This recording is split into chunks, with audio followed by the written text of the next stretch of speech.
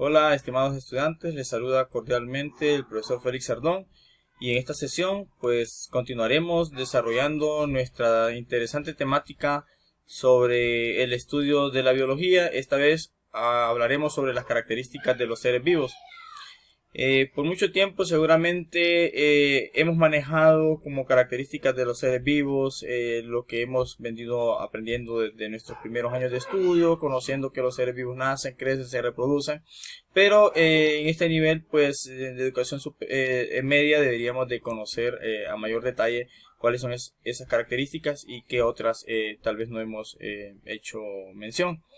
En esta diapositiva podemos ver algunas imágenes donde se nos muestran algunos objetos en los cuales nosotros tenemos que identificar si se trata de seres vivos o seres que no son vivos. Podemos observar aquí, por ejemplo, lo que es un animalito, podemos observar por aquí algunas especies de plantas, pero también vemos seres que son inanimados, es decir, por ejemplo, lo que son las rocas, lo que es una silla desarrollada a partir de lo que es madera. Entonces ya en este caso pues no es un ser vivo. Es importante hacer esta distinción entre lo que son factores bióticos y lo que son factores abióticos en la naturaleza. Los factores bióticos son esos que tienen vida, y los factores abióticos son los que no poseen vida. Cuando nosotros damos una mirada a nuestro entorno, nos vamos a dar cuenta que podemos acudir a una clasificación muy común de los seres vivos a través de reinos. Por ejemplo, hablar del reino de las plantas, el reino de los hongos o reino fungi, el reino de las algas, el reino de las bacterias y el reino de los animales. Esta es una clasificación bien flexible para poder iniciar nuestros estudios sobre la clasificación de los seres vivos. ¿Qué es un ser vivo? Un ser vivo es un conjunto de átomos y moléculas que forman una estructura material muy organizada y muy compleja. De hecho, la organización y complejidad que presentan los seres vivos es una de sus características. En este mapa mental podemos observar un resumen de las principales características de los seres vivos. Los seres vivos presentan irritabilidad, es decir, responden a estímulos. Los seres vivos siempre respondemos a estímulos, ya sea internos o externos. Por ejemplo, cuando un ser vivo tiene sed, busca a consumir algún tipo de líquido como el agua. Cuando un ser vivo tiene hambre, pues busca también alimentarse. Cuando un ser vivo pues tiene frío, busca la forma de poder mantener la temperatura corporal con ayuda de un abrigo, por ejemplo. Otra característica de los seres vivos es la homeostasis, la cual puede entenderse como esa capacidad de nuestro organismo de mantener un equilibrio interno. Aquí, por ejemplo, han observado que cuando hace mucho calor y la temperatura en nuestro cuerpo incrementa, entonces el organismo presenta algún tipo de estímulo para mantener ese equilibrio y nuestro cuerpo comienza a sudar con el propósito de poder refrescar nuestro cuerpo. Ese es un ejemplo de homeostasis. La nutrición pues tiene que ver con esa forma en la cual nosotros estamos nutriendo nuestras células. En la medida que nos alimentamos podemos nutrirnos. La organización se refiere a esa capacidad esa capacidad compleja de organización que tenemos los seres vivos desde un nivel muy pequeño, hablando de átomos y moléculas, para dar origen a lo que son células, las cuales se pueden agrupar con igual función para formar lo que es un tejido, y estos se agrupan para formar órganos en nuestro cuerpo. Así hablamos del órgano del corazón, los riñones, el hígado, los pulmones. Y estos órganos, cuando cumplen funciones semejantes o que trabajan para un mismo fin, se organizan para formar lo que es un sistema o aparato. Así hablamos del sistema o aparato digestivo, el respiratorio, el circulatorio, el muscular, esquelético, entre otros. La reproducción es una forma característica de los seres vivos que le permite poder perpetuarse en la vida, ya que cuando hay reproducción estamos evitando que una especie pues vaya a desaparecer de la Tierra.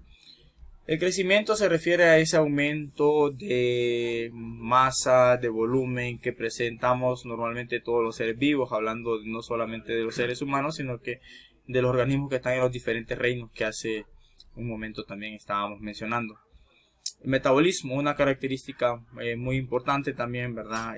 Proceso que se lleva a cabo en todos los organismos, donde se desarrollan diferentes reacciones químicas, anabólicas y catabólicas, para, por ejemplo, poder producir energía, el proceso de transformar energía útil que está en los alimentos, energía química, energía que nuestro cuerpo necesita para desarrollar diferentes funciones, hasta por ejemplo el hecho de respirar, el hecho de pensar, entre otras.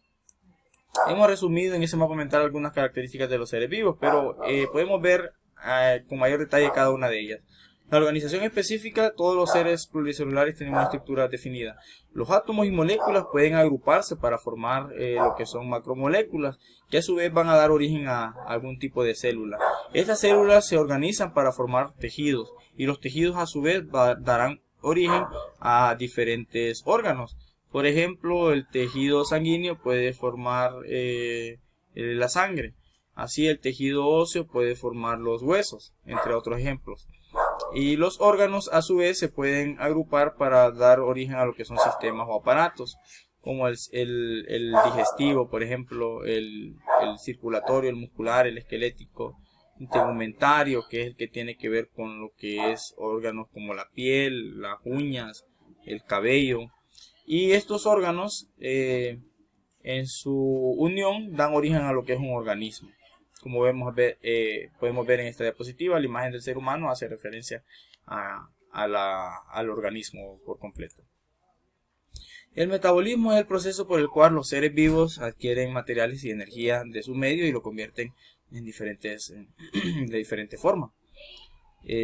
Conjunto de reacciones químicas que se llevan a cabo entre los seres vivos para transformar diferentes sustancias o materiales. La homeostasis significa sin cambio, y su mantenimiento se efectúa por gran variedad de mecanismos automáticos. En definitiva podríamos decir, o en síntesis, que trata sobre esa capacidad del cuerpo para mantener el equilibrio interno. El crecimiento pues es una característica muy común de mencionarse desde nuestros primeros años de estudio.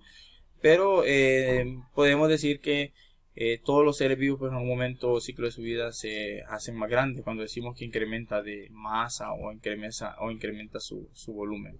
Es decir, crecen. La irritabilidad es la respuesta de los seres vivos a estímulos de su medio interno o externo. Así podemos observar algún tipo de plantas que cuando las tocamos reaccionan a ese estímulo.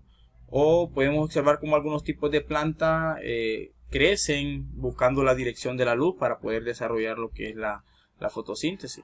O incluso las raíces de las plantas, cómo crecen en una o en otra dirección con el afán de poder encontrar los nutrientes que necesitan o el agua para poder desarrollar los diferentes procesos metabólicos.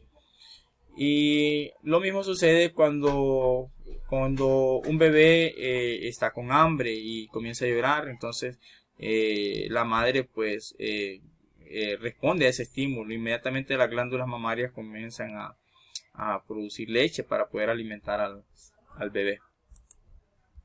La reproducción puede ser de diferentes formas. En el caso de los seres humanos, la reproducción se da de forma sexual, pero en muchos animales también este es el tipo de reproducción que se da.